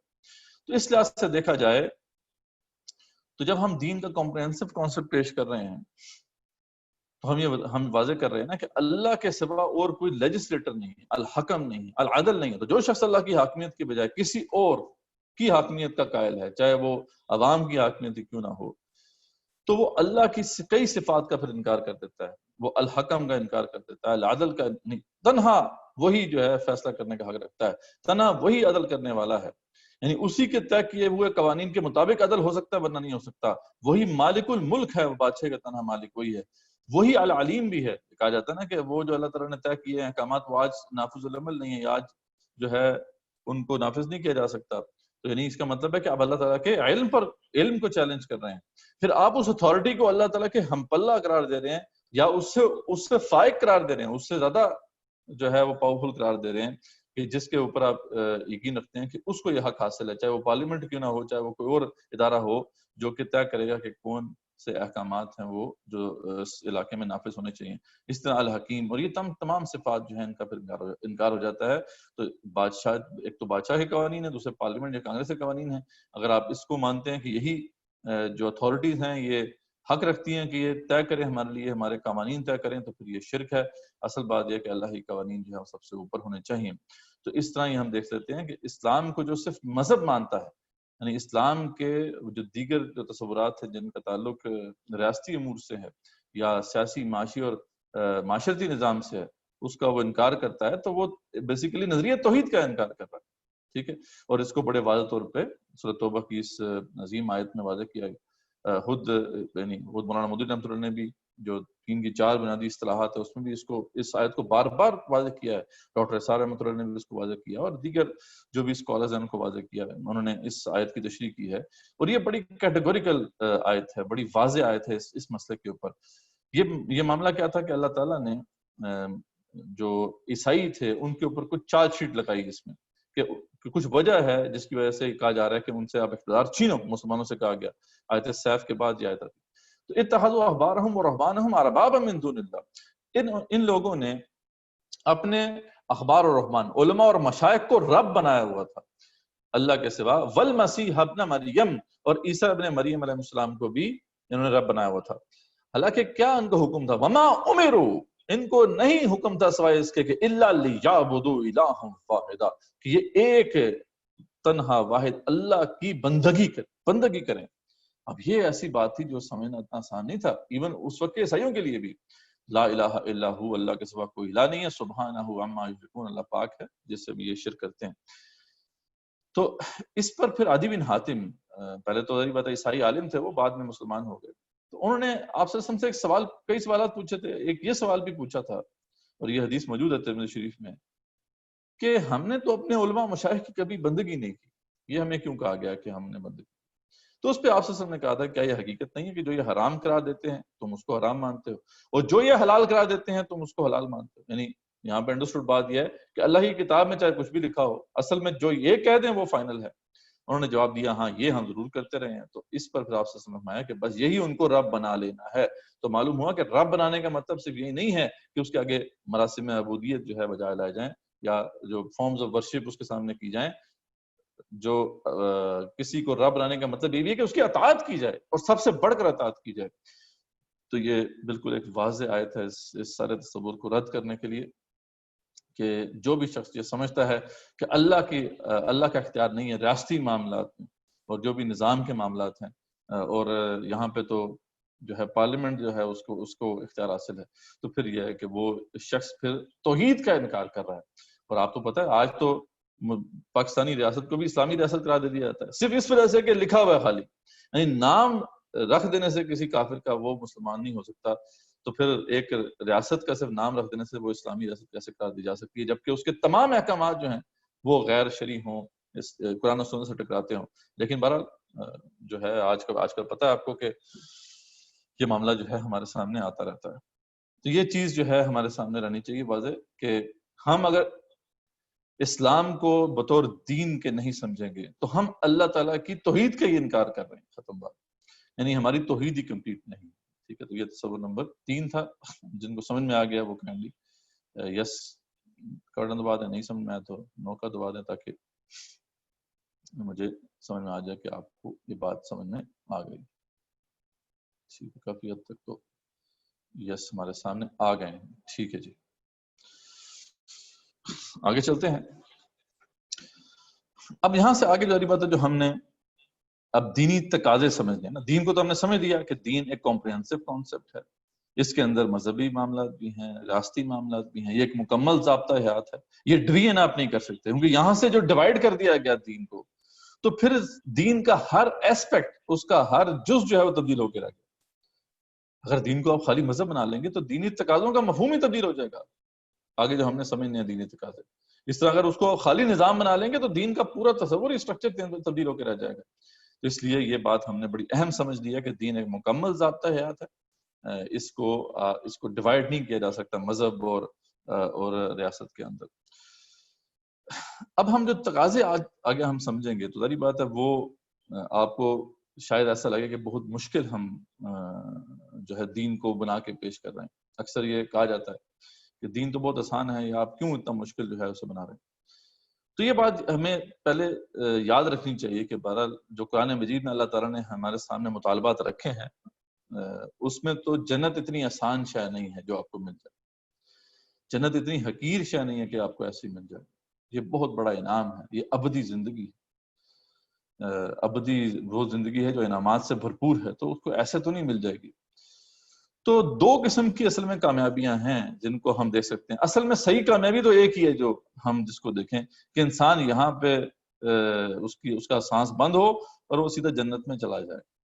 ٹھیک ہے جی. لیکن ایک اور راستہ بھی ہے. یہ بھی ایک بہت بڑی سمجھ لیں کہ ایک چھوٹ ہے جو اللہ نے رکھی ہے. اللہ کی رحمت کا بہت بڑا مظہر ہے کہ جو لوگ گناہ گار ہیں, اگر انہوں نے صحیح طریقے سے مطالبات پورے نہیں کیے تو پھر ان کے لیے ایک راستہ یہ ضرور ہوگا, اگر وہ شرک نہیں کرتے تھے, کہ وہ جہنم سے ہو کے اپنی ٹرم پوری کر کے اپنی سزا بھگت کے پھر وہ جنت میں جائیں گے. تو ظاہر بات ہے اب ہم جہاں پہ جو تقاضے ڈسکس کریں گے وہ سیدھا جنت میں جانے والے معاملات ہیں. ٹھیک ہے. تو اس لیے یہ مشکل ہیں تقاضے. جنت میں براہ راست جانا اتنا آسان نہیں ہے. اس کے لیے پھر ہمیں کچھ ریکوائرمنٹس فلفل کرنی پڑیں گی جو چاہے ہماری طبیعت پر گراں گزریں. اقبال نے تبھی تو کہا تھا کہ چمی گویم مسلمانم بلسم کہ دانم مشکلات دا الارا, کہ جب میں یہ کہتا ہوں کہ میں مسلمان ہوں تو میں لرز اٹھتا ہوں اس احساس سے کہ اس کے تقاضے جو لا الہ کے ہیں وہ بڑے مشکل, ان کا پورا کرنا بڑا مشکل ہے. تو یہ دوسرا جو ظاہر بات ہے پاتھ ہے, ہم اس میں تو ریلیکسیشنز ہیں, اس لیے کیونکہ معاشرے میں تو آج کل بہت دین کا ایک بڑا ہی ریلیکسڈ ورژن پیش کیا جا رہا ہے. دین کے تقاضے بہت آسان کر کے دکھائے جاتے ہیں. تو بہرحال ٹھیک ہے, اگر تو شرک سے بچے ہوئے ہیں, یعنی شرک کو اللہ کبھی معاف نہیں کرے گا, یہ ہم پہلے دیکھ چکے ہیں. تو تقاضے جو پورے اگر نہیں کیے, اس میں کمیاں رہ گئیں, تو پھر یہ راستہ ہے کہ جو ہے جہنم میں ٹرم پوری کرنے کے بعد پھر جنت میں جانا نصیب ہوگا. اس پہ پوری امت کا کنسنسس ہے, اجماع ہے کہ یہ لوگ پھر آخرکار اپنے سزا بھگتنے کے بعد پھر چلے جائیں گے. لیکن جو کفر کر دیا کسی نے, وہ دار اسلام سے نکل گیا, یا اس نے شرک اکبر کا ارتکاب کر دیا, تو پھر اب وہ کبھی بھی جو ہے وہ کوالیفائی نہیں کر سکتا جنت کے لیے. تو یہ جب آگے ہم ڈسکشن کریں گے دینی تقاضوں کے حوالے سے, تو اس بات کو مد نظر رکھنا بہت ضروری ہے. ٹھیک ہے. تو آگے چلتے ہیں. تو پہلا جو فرض ہے اس حوالے سے وہ ہے عبادت یا بندگی اللہ تعالیٰ کی. اس میں بھی ظاہر بات ہے کچھ ایک مسکنسیپشن ہمارے معاشرے میں پائی جاتی ہے کہ جب ہم عبادت کا لفظ استعمال کرتے ہیں تو لوگ عبادات سمجھنا شروع کر دیتے ہیں, کیونکہ جو لفظ عبادت ہے وہ ہمارے لیے اتنا مانوس نہیں ہے ہم اس سے صحیح طریقے سے. عرب جو ہے وہ اس سے اچھی طریقے سے جانتے ہیں. جس کانٹیکسٹ میں قرآن نازل ہوا تو وہاں پہ تو کہا گیا نا کہ او بدو ربکم, اللہ کی بندگی اختیار کرو. تو وہاں پہ عبد کا مطلب کیا تھا, وہ غلام تھا. ٹھیک ہے. تو ہم جب ہمارے ہاں غلامی کا انسٹیٹیوشن موجود نہیں ہے, غلام ہمارے سامنے ہے ہی نہیں, تو نوکری ہوتی ہے, غلامی تو ہوتی نہیں. تو اس لیے ہم صحیح معنوں میں اس کا مفہوم جو ہے وہ سمجھ نہیں پاتے, اور ایک مسکنسیپشن ہو جاتی ہے جس کی وجہ سے ہم سمجھ بیٹھتے ہیں کہ صرف نماز روزہ حج زکوٰۃ ہی عبادت ہے, حالانکہ یہ اس کا ایک چھوٹا سا جز ہے. عبادت تو ہماری تمام زندگی پر محیط ہے. تو عبادت کا مفہوم جو ہے وہ غلامی سے سمجھ میں آتا ہے صحیح معنوں میں. ٹھیک ہے. تو غلامی اور نوکری میں بہرحال فرق ہے. نوکری تو کسی خاص وقت کے لیے ہوتی ہے, کسی خاص کام کے لیے ہوتی ہے. غلامی تو ہر وقت جو ہے جس لمحے بھی آپ غلامی میں ہیں تو آپ اپنے آقا کے حکم کے تابع ہیں, وہ جو بھی کہے گا آپ کو اس کو ماننا ہوگا. تو یہ اب بلال سمجھتے تھے, یہ حباب بن ارد سمجھتے تھے رضی اللہ تعالیٰ عنہم. تو یہ سارے جتنے بھی بڑے بڑے صحابہ ہیں جو کہ غلامی کے انسٹیٹیوشن میں موجود تھے, ان کو تو اس کا آئیڈیا تھا. اس لیے, اور وہ جو لوگ ویسے بھی غلام خود نہیں بھی تھے, کم سے کم ان کے سامنے ایک پورا ادارہ موجود تھا غلامی کا, تو ان کو آئیڈیا تھا کہ غلامی کسے کہتے ہیں. لیکن ہمیں اس طریقے سے سمجھ نہیں آتا, تو اس وجہ سے مسکنسیپشن ہو جاتی ہے. ہاں, یہ فرق ضرور ہے کہ یہ غلامی جو ہے وہ جو دنیا میں عام غلامی کا جو تصور ہے اسے یہ اس لحاظ سے ڈفرینٹ ہے کہ اللہ کی غلامی جو ہے اس کے اندر محبت کا تصور ہے, یعنی وہ دلی آمادگی کے ساتھ ہم اللہ تعالیٰ کی اطاعت کرتے ہیں. دنیا میں تو آپ کو پتا ہے لگے باندھے بھی غلامی چل جاتی ہے. تو یہ بہرحال اس کو ذہن میں رکھنا ہے. تو اس کی دلیل بالکل واضح ہے. یہ جو اوبلیگیشن ہے ہم پر, یا پہلا فریضہ ہم پر عائد ہوتا ہے وہ یہ کہ ہم اللہ تعالیٰ کے بندے بنیں. اور سورہ زاریات میں اس کا ذکر بھی بڑی تفصیل سے بڑے بڑے باشکاف الفاظ میں آیا کہ اللہ تعالیٰ نے بنایا ہی انسانوں اور جنوں کو اس لیے ہے وما خلقت الجن والانس الا لیعبدون, کہ وہ اللہ تعالیٰ کی بندگی کریں. اور فرمایا سورہ بقرہ میں کہ یا ایھا الناس اعبدوا ربکم, اے لوگو اللہ کی بندگی اختیار کرو. الذی خلقکم, جس نے تمہیں تخلیق کیا, والذین من قبلکم, اور تم سے پہلے لوگوں کو تخلیق کیا, لعلکم تتقون, تاکہ تم تقوی کی روش پہ چل سکو. یہ جو مسکنسیپشن ہمارے دین میں آئی ہے کہ ہم عبادت کو عبادات سمجھ بیٹھے ہیں, تو اس وجہ سے کیا ہوا کہ آپ دیکھتے ہیں کہ ہمارے معاملات بالکل بیڑا غرق ہو کے رہ گئے ہیں. اب حاجی صاحب بھی ہیں تو معاملات کے اندر وہ اتنے خطرناک ہیں کہ ان سے لوگ پناہ مانگتے ہیں. باقی وہ نماز پوری پڑھتے ہیں, ہر سال جو ہے عمرے کرنے بھی چلے جاتے ہیں. تو یہ عبادت کا ایک لمیٹڈ تصور ہونے کی وجہ سے یہ ہمارے ہاں یہ معاملات جو ہیں اس طریقے سے بگڑے ہوئے ہیں. تو عبادت جو ہے وہ مکمل بندگی ہے اللہ تعالیٰ کی, یہ ایک جزوی بندگی نہیں ہے. تو عبادت کا صحیح مفہوم کیا ہوگا کہ اللہ کی محبت سے سرشار ہو کر دلی آمادگی کے ساتھ اس کی مکمل اطاعت کرنا. اس لیے اللہ تعالیٰ نے عبادتوں پہ بیان کر دیا کہ یہ مکمل عبادت ہی اللہ کو قبول ہوگی, پارشل اوبیڈینس اللہ تعالیٰ کو قبول نہیں ہوگی. اس پہ باقاعدہ وعیدیں جو ہے اللہ تعالیٰ نے سابقہ اقوام کو سنائی. یہود جو بنی اسرائیل تھے, جو اس سے پہلے امت مسلمہ سے پہلے ایک سابقہ امت مسلمہ تھی, اس کی بھی روش ویسی تھی جیسے کہ آج ہماری روش ہے. کچھ باتوں کو مانتے تھے, کچھ کو وہ نہیں مانتے تھے. تو اللہ تعالیٰ نے پھر ان کو وعید سنائی تھی کہ افتؤمنون ببعض الکتاب وتکفرون ببعض, کہ تم کچھ باتوں کو تو مانتے ہو کتاب کی اور کچھ کا انکار کرتے ہو.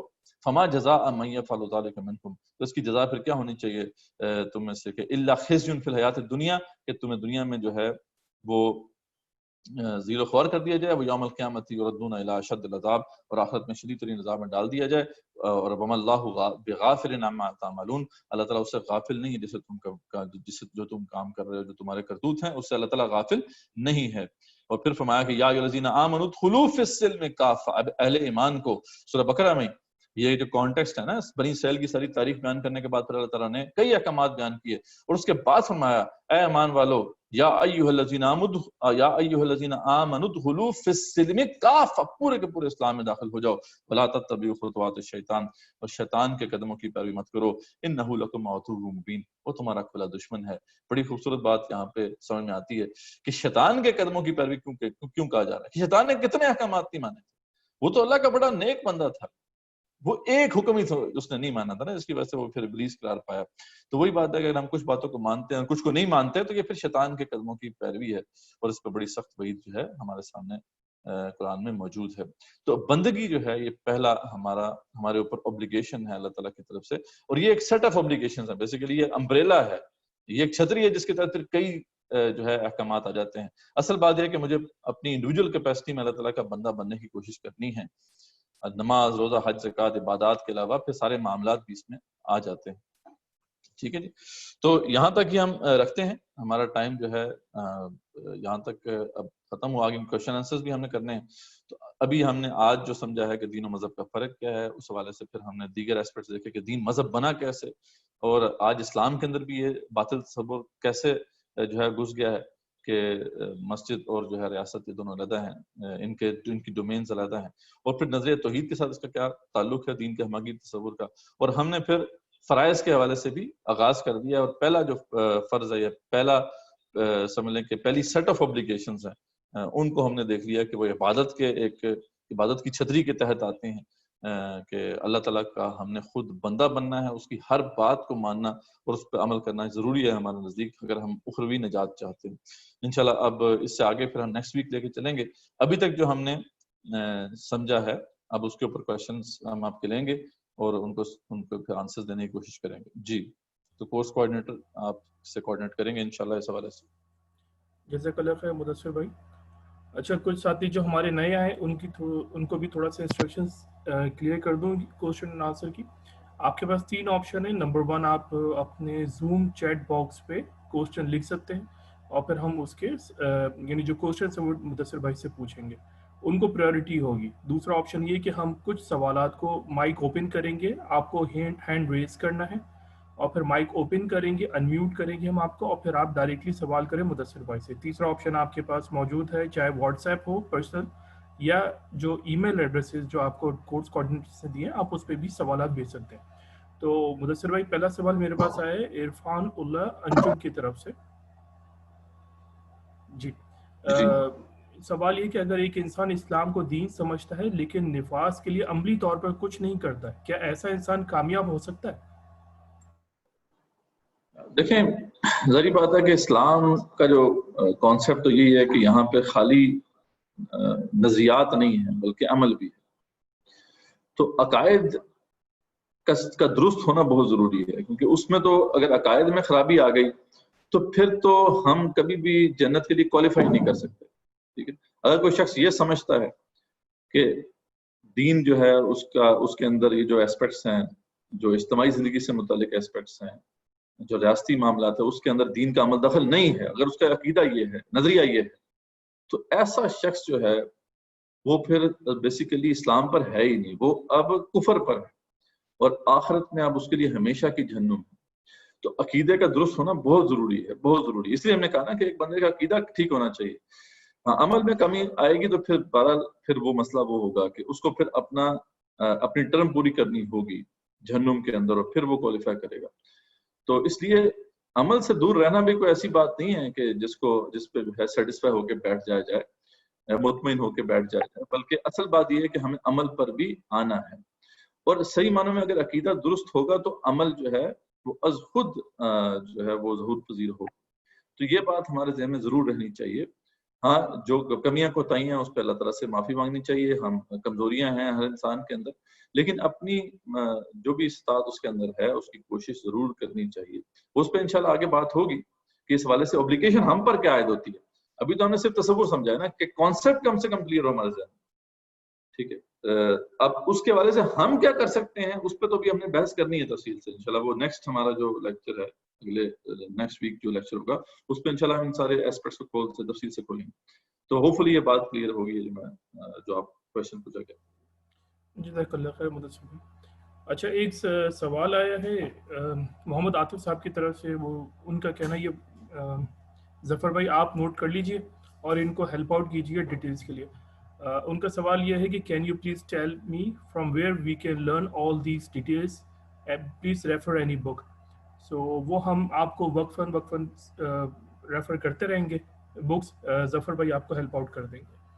جی، اس پہ جو ہے ہینڈ آؤٹس بھی موجود ہیں، کچھ تو شیئر کر دی گئے ہیں۔ اگر انگلش میں آپ کو چاہیے تو انگلش میں بھی موجود ہیں، اردو والے جو ہیں وہ آلریڈی گروپ میں شیئر کر دیے گئے تھے۔ جو رجسٹرڈ پارٹیسپینٹس ہیں ان کو تو وہ مل گئے ہوں گے اردو کے جو ہینڈ آؤٹس ہیں۔ انگلش میں بھی اویلیبل ہیں انشاءاللہ، وہ بھی مل جائیں گے کسی کچھ۔ باقی رہی بات کہ بکس ہیں وہ بھی انشاءاللہ ہم آپ سے شیئر کرتے ہیں، بکس بھی ہیں، لیکچرز بھی ہیں، بہت سا مواد ہے جس کو آپ کنسلٹ کر سکتے ہیں۔ ایک اور سوال آیا ہے محمد کی طرف سے، مرد و زن مساوی ہیں لیکن ان کا دائرۂ عمل مختلف ہے، یہ نظریہ درست سر نہیں کیا؟ دوبارہ بتائیں کیا کوشچن؟ تھوڑا سوال ایسا ہے کہ مرد و زن مساوی ہیں لیکن ان کا دائرۂ عمل مختلف ہے، یہ نظریہ درست سر نہیں کیا؟ ہاں، مرد و زن کے حوالے سے یہ بات تو صحیح ہے کہ ان کا دائرۂ عمل یہی صحیح نظریہ ہے اس حوالے سے۔ یعنی یہ جو کہنا ہے کہ مرد و زن برابر ہیں ہر لحاظ سے، یہ فطری طور پہ بھی ٹھیک نہیں ہے، غلط ہے۔ یہ ویسے بھی اس کے بہت سی پھر امپلیکیشنز ہیں، اس کے بہت سے پھر برے اثرات ہیں۔ یہی ہم جب اسلام کے اندر جو ہم یہ کہتے ہیں نا کہ مرد عورتوں پر حاکم ہیں یا ذمہ دار ہیں، تو اس کا مطلب یہ نہیں ہوتا کہ عورت جو ہے وہ اس کے پاس مواقع نہیں ہے کہ وہ ایکسل کر سکے مردوں سے. اس کا دائرہ عمل ڈفرینٹ ہے. ٹھیک ہے, دنیاوی جو معاملات ہیں, جو خاص طور پہ اجتماعی معاملات ہیں کسی بھی معاشرے کے, اس کو چلانے کے ضمن میں مردوں پر زیادہ ذمہ داری اللہ تعالیٰ نے عائد کی ہے. عورتوں کو جو ہے بہت اہم میدان دیا گیا ہے ڈومیسٹک لائف کا, گھریلو زندگی کا. تو ان کے لیے جو رسپانسبلٹیز کا جو دائرہ ہے, جو سرکل ہے, وہ ڈفرینٹ ہے اور مردوں کا ڈفرینٹ ہے. اب اس میں رہتے ہوئے عورت مرد سے اوپر جا سکتی, اس سے جو ریکوائرڈ اگر اس نے اچھے طریقے سے کیا وہ اخروی لحاظ سے بلند درجے حاصل کر سکتی ہے. تو بس یہ ہمارے ذہن میں یہ بات رہنی چاہیے, اور یہ بات درست ہے کہ ان دونوں کے جو دائرہ عمل ہے, دائرہ عمل ہیں, وہ مختلف ہیں. اس لحاظ سے جو ہے سمجھنا چاہیے, نہ کہ یہ سمجھنا چاہیے کہ جناب وہ کوئی عورت کو ڈیگریڈ کر دیا گیا ہے. ایسا مسئلہ اسلام کے اندر نہیں. جزاک اللہ خیر مدثر بھائی. سوالات تو خیر بہت سارے, میں ایک وائس لے لیتا ہوں, ڈائریکٹ بھی سوال لے لیتا ہوں. تجمل سلیم صاحب, آپ کا ہاتھ ریز ہے تو میں آپ کو انمیوٹ کر رہا ہوں, پلیز کائنڈلی ڈائریکٹلی مدثر بھائی سے سوال کیجیے. السلام علیکم سر. وعلیکم السلام. سر ادھر جب جسٹن بتایا کہ 5ویں صدی سے لے کے 15ویں صدی تک یہ ڈارک ایجز میں رہے ہیں, تو ادھر مسلمز کہاں تھے, ان کی کیا پروگریس تھی, وہ کیوں نہیں ان کو مطلب اوور اپ کر سکے. اور بعد میں یہ ڈارک ایجز آپ نے بتایا مارٹن لوتھر 550 کے قریب آ کے مارٹن لوتھر کا جو نظریہ تھا وہ آیا سامنے, اور ہم 2-2.5 صدی میں ہی میرے خیال سے ان کے نقش قدم پہ چل پڑے ہیں. اور یہ 90s میں ہم ٹوٹلی ہم دین کو مذہب سے الگ کر کے صرف مذہب کی پیروی کر رہے ہیں اور دین کو ہم نے نکال دیا. یہ صرف 90s تک, اور ہم 10 صدیاں آپ نے ادھر بتائی ہیں, 5 صدی سے لے کے 15ویں صدی تک, اور ادھر بس 2-2.5-3 صدیوں میں وہ اپنا کام کر کے چلے گئے. تو اس پہ تھوڑی روشنی ڈال. جی آپ کی آبزرویشن تو بہت اچھی ہے, جو آپ نے آبزرو کیا کہ اصل میں دیکھیں امت مسلمہ کے اندر بھی آپ کو یہ پیٹرن نظر آتا ہے. اصل بات یہ ہوتا ہے جب آپ تہذیبوں کی تاریخ کا مطالعہ کرتے ہیں کہ انٹلیکٹ کی بڑی امپورٹنس ہے. اللہ تعالیٰ نے ایسے ہی تو نہیں انسان کو عقل دی نا, اور وہ جو ہے علم الاسماء, جو چیزوں کے نام سکھائے تھے اللہ تعالیٰ نے, تو وہ کسی وجہ سے سکھائے تھے انسان کو, اور اس کو جو ہے وَحَمَلْنَاهُ فِي الْبَرِّ وَالْبَحْرِ کے الفاظ آتے ہیں کہ ہم نے اس کو مطلب خشکی اور تری پر جو ہے وہ حاکم بنایا ہے, اس کو تصرف عطا کیا ہے. تو اب یہ بات انٹلیکٹ سے ہی انفولڈ ہوتی ہے, یعنی آپ عقل کا استعمال کریں گے تو ان جو فورسز آف نیچر ہیں ان کے اوپر آپ سلوط قائم کر سکتے ہیں. دنیا کے معاملات ایسے ہی اللہ نے رکھے ہیں, اور وہ انٹلیکٹ کے استعمال کرنے سے ہی ہوتا ہے. تو وہاں پہ جب ایسا ہوا کہ ایسے من گھڑت عقائد مطلب جو ہے دین میں ان کے دین میں داخل کر دیے گئے جن کو پھر ڈیفینڈ کرنا عقل سے ممکن نہیں تھا, تو عقل کا استعمال جو ہے وہ ختم کرنا پڑا. اور عقل جب ختم ہو جائے گی, عقل کا استعمال نہیں رہے گا, تو پھر ظاہر بات ہے وہی حال ہوگا جو یورپ کا ہوا. خود اب عالم اسلام میں بھی آپ دیکھ رہے ہیں نا اس وقت ایسا فینومنا ہمارے سامنے انفولڈ ہو رہا ہے. ہمارے ہاں بھی جو ہے 1100 اور 1200 کے درمیان کے دور میں ایک حادثہ رونما ہوا. اس سے پہلے کا دور خلافت بنو عباس تک کا جو دور ہے وہ ہماری گولڈن ایج ہے. آپ نے کہا نا کہ پیچھے مسلمان کدھر گئے, تو اسلام نے تو اسی تصور کو رد کیا تھا. اسلام آیا ہی اس تصور کو رد کرنے کے لیے تھا کہ یار من گڑت روایات جو ہیں اور توہمات کو چھوڑو. وَلَا تَقْفُ مَا لَيْسَ لَكَ بِهِ عِلْمٌ إِنَّ السَّمْعَ وَالْبَصَرَ وَالْفُؤَادَ كُلُّ أُولَٰئِكَ كَانَ عَنْهُ مَسْئُولًا. یہ قرآن نے کہا تھا کہ تمہیں سماعت دی گئی ہے, بصارت دی گئی, مطلب سماعت بصارت کے جو کیپیبلٹیز دی گئی ہیں اور سوچنے کی صلاحیت دی گئی ہے, اس کے بارے میں سوال ہوگا کیوں نہیں تم نے اس کو استعمال کیا. اور کتنی دفعہ بار بار قرآن میں اس بات کو آیا کہ نہ چلو ان چیزوں کے اوپر آنکھیں بند کر کے. انبیاء رسول علیہ السلام دعوت دیا کرتے تھے تو ریشنل, یعنی ان کی جو دعوت تھی وہ ریشنل تھی, یہ نہیں تھی کہ جناب آنکھیں بند کر کے آپ ہمارے پیچھے چل پڑیں. ہر نبی نے یہ کہا ہے اپنے لوگوں کو, بے شمار اس میں ایگزامپل دی جا سکتی ہیں کہ ہاتھوں برہانہ تو من کو صادقین یا اما انزل اللہ بہا من سلطان, اللہ کی طرف سے کوئی سلطان تمہارے پاس نہیں ہے, کیوں عقائد پہ چل رہے ہو. تو اسلام کی اسپرٹ اگر دیکھی جائے وہ یہی تھی کہ عقل کو استعمال کرنا ہے. اسلام جو ہے ایسا دین ہے, اس کے جو عقائد ہیں وہ اتنے مسلمہ حقائق ہیں کہ وہ فطرت سے بھی بالکل ہم آہنگ ہے, عقل سے بھی ہم آہنگ ہے, ہمیں اس سے گھبرانے کی ضرورت نہیں تھی. لیکن ہمارے ہاں بھی بہرحال یہ ہوا کہ خاص طور پہ خلافت ابن عباس, جسے ہم پینیکل کہا جاتا ہے کہ اسلامک گولڈن ایج کہتے ہیں, اس میں تو عقل کو استعمال عمل دخل بھی آ سکتا, لیکن بعد میں کچھ ایسے حالات رونما ہوئے معتزلہ کی وجہ, معتزلہ نے عقل کا غلط استعمال کرنا شروع کر دیا. ایک تو یہ کہ جہاں پہ عقل کو استعمال نہیں کرنا چاہیے تھا وہاں عقل کو استعمال کرنا شروع کر دیا, جس کی وجہ سے عقل سے جو ہے ایک طرح سے بودھ پیدا ہوا, ایک ریئیکشن ہوا. یہاں پہ پھر جو صوفی تھاٹ تھی وہ مطلب داخل ہو گئی, جس کی بنیاد اسلام میں نہیں تھی.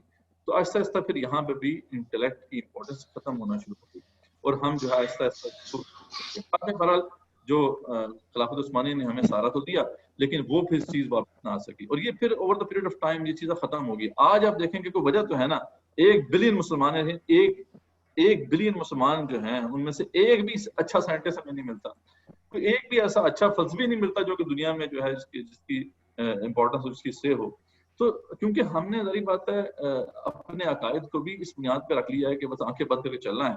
اس لیے جب یہ تصورات کسی بھی تصور, یہ موضوع بہت طویل ہے, میں اس کے ساتھ عدد تو نہیں کر سکا آپ کے سوال کے ساتھ, لیکن یہ بات بس موٹی بات یہ ہے کہ جس بھی تہذیب کے اندر یہ تصور آ جائے کہ بھئی ہم نے آنکھیں بند کر کے مذہبی عقائد کو ماننا ہے, ہم نے تو اس پہ کوئی انٹلیکٹ کا استعمال نہیں کرنا, تو وہ مزاج پوری قوم کا بن جاتا ہے. پھر انٹلیکٹ کو استعمال کرنا حرام ٹھہرتا ہے, یا کم سے کم جو ہے وہ مطلوب ٹھہرتا ہے, اور اس کے بعد پھر یہ حالت ہوتی ہے جو کہ ہوئی. تو بس یہ تھوڑی سی بات تھی. انہوں نے دیکھیں جیسے اس بات کو پکڑ لیا تو فوراً جو ہے ان کو غلبہ حاصل ہوا, لیکن نقصان کیا ہوا کہ انہوں نے جو ہے مذہب کو بالکل رد کر دیا, کیونکہ ان کے مذہب کے اندر بہرحال اس کی گنجائش نہیں تھی کہ وہ ریشنلی جسٹیفائبل. تو ہمارے ہاں بہرحال ایسا مسئلہ نہیں ہے, لیکن انفارچونیٹلی ہمارے ہاں بھی اب یہ تصور آ گیا, اس کو دور کرنے میں ٹائم لگے گا. اگر نہیں کیا ہم نے تو یہ زوال ہی ہے ہمارا, پھر ہمارا مقدر جو ہے وہ زوال ہی ہے. یہ ہوپفلی میں نے بات کو واضح کر.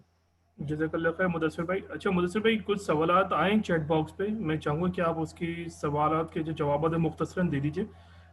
بہت سارے لوگوں نے ریز بھی کیے ہوئے ہیں. اچھا اسی ٹاپک سے ریلیٹڈ ہو رہا ہے, دیکھیں 5 منٹ تک ہم کر لیتے ہیں. جی, اسی سے ریلیٹڈ ایک بڑا بہتر سوال کیا حماد جہانگیر صاحب نے کہ وہ کون سے عقائد ہیں جو سینٹ پال نے انٹروڈیوس کرائے تھے جن کو ڈیفینڈ کرنا ناممکن ہے. تو اسی سے ریلیٹڈ ایک سوال ہے. جی ایک تو ظاہری بات ہے کہ یہ اس نے الوہیت کا تصور عیسیٰ علیہ السلام سے منسوب کر دیا.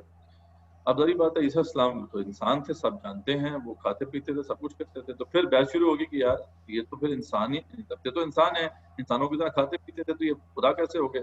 تو بحث شروع پڑی کہ بھائی ان کی اب الوہیت بھی ثابت کرنی ہے اور ان کی انسانیت بھی ثابت, بشریت بھی ثابت کرنی ہے. تو اس میں بحث چلتی رہی. بعد میں پھر اس سے وہ تدریس کا قصہ نکل آیا کہ جی یہ بیسیکلی تینوں علیحدہ بھی ہیں. یہ خدا یعنی جو ہے جو ہمارے عیسیٰ علیہ السلام ہیں, اور ایک طرف خدا ہے, اور فادر اور سن اور ہولی گوسٹ, یہ جو ہیں تینوں علیحدہ. پھر ہولی گوسٹ کا تصور بعد میں آ گیا کہ ظاہری بات ہے وہ جبرائیل علیہ السلام کی امپورٹنس تھی بڑی اس لحاظ سے, تو خدائی اسپرٹ کا تصور بیچ میں داخل ہو گیا اس لحاظ سے. تو پھر یہ بات سامنے آئی کہ یہ تین جو ہیں وہ علیحدہ بھی وجود رکھتے ہیں اور یہ ایک وجود بھی ہیں. اب ظاہری بات ہے اگر وہ تین علیحدہ وجود رکھتے ہیں تو ایک نہیں ہو سکتے, ایک ہیں تو پھر تین نہیں کہا جا سکتا انہیں. اب یہاں بحث چل پڑی کہ ایک میں تین اور تین میں ایک. تو اس طریقے سے یہ سارے تصورات یعنی ایک بنیاد ایسی غلط اس نے رکھ دی جس کے بعد پھر یہ ساری بحثیں چلتی رہیں. اور یہ تو ایسا مطلب وہ جو ہے اسٹوبلٹی کا پلندہ ہے, یعنی حماقت کا پلندہ ہے کہ جسے کوئی چھوٹا موٹا جو ہے کامن سینس رکھنے والا بھی جو ایکسیپٹ نہیں کر سکتا. تو یہ وہ سارے تصورات تھے جو کہ اس نے داخل کر دیے تھے, جو بعد میں پھر جا کے مختلف جو ہے وہ جو بحثوں کے بعد آفیشل جو ہے عقیدہ قرار پائے. اور یہ جو آپ کو پتہ ہے یہ معاملہ ہوا تھا تقریباً 300 عیسوی میں, یعنی عیسیٰ اسلام کے 200-300 سال کے بعد یہ معاملہ ہوا. اور خاص طور پہ جب کانسٹنٹین عیسائی ہو گیا تو اس کے بعد پھر آفیشلی جو ہے کونسلز ہوتی تھی جس میں باقاعدہ آفیشیل عقیدہ جو ہے وہ طے کیا جاتا تھا کہ یہ ہمارا آفیشیل عقیدہ ہو گیا.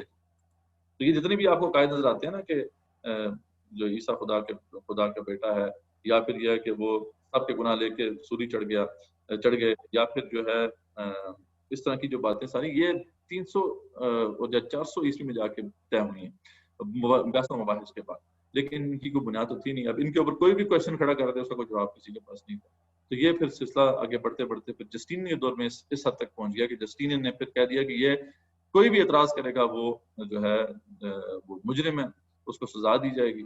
اور اس نے جو اکیڈمی تھی وہ جو افلاطون نے قائم کی تھی, گریک جو جو فلسفی تھا اس کو بھی بند کر دیا, اکیڈمی تک کو بند کر دیا. انہوں نے کہا جی ہم نے پڑھنا ہی نہیں, یہ فلسفہ وغیرہ یہ پڑھ کے تو جو ہے لوگ مشرک ہو رہے ہیں, تو اپنے عقیدے کو بچانے کے لیے ضروری ہے کہ ہم اس کو بند کریں. تو یہ سارا کانٹیکسٹ ہے. جزاک اللہ خیر مدثر بھائی. اچھا, فہیم اللہ صدیقی صاحب نے کہا ہے کہ عقیدے کے اوپر بھی کوئی لیکچر ہوگا, تو یہ آپ پلیز کانٹیکٹ کر لیجیے ظفر بھائی سے, کیونکہ آپ گروپ بی کا حصہ ہیں, تو انشاءاللہ وہ آپ کو اپڈیٹ دیں گے. اسی طرح محمد حاکم علی شاہ صاحب نے کہا کہ دین کے نفاذ کے لیے ہماری ذمہ داریاں کیا ہیں. انشاءاللہ یہ مزید لیکچر میں آگے بات ہوگی. مدثر بھائی ایک لے لیتے ہیں کوشچن, حافظ محمد اشرف صاحب کا, یہ ہمارا لاسٹ کوشچن ہوگا, پھر انشاءاللہ سیشن کمپلیٹ کریں گے. حافظ محمد اشرف صاحب, میں نے آپ کا مائک انمیوٹ کیا ہے, تو پلیز آپ سوال کیجیے.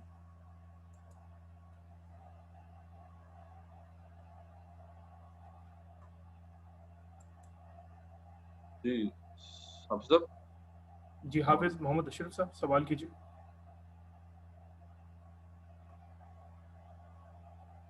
چلیں شاید چلے گئے. جی